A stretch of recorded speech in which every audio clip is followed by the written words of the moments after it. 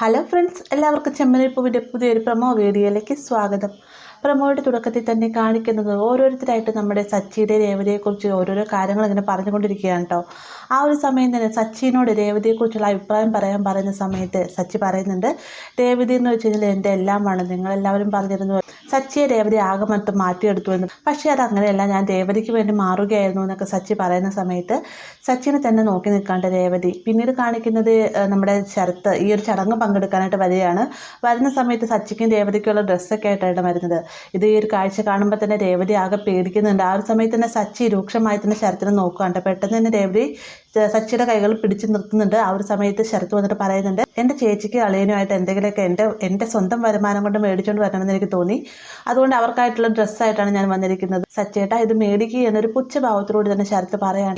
ഇത് കേൾക്കുന്ന സമയത്ത് ശരത്തിനെ തന്നെ രൂക്ഷമായി നോക്കി നിൽക്കുകയാണ് നമ്മുടെ സച്ചി. ആ ഒരു ഭാഗത്തോടെയാണ് ഇന്നത്തെ എപ്പിസോഡ് അവസാനിക്കുന്നത്. വീഡിയോ ഇഷ്ടമായെങ്കിൽ ലൈക്ക് ചെയ്യാനും കൂടെ ചാനൽ സബ്സ്ക്രൈബ് ചെയ്യാനും മറക്കരുത്.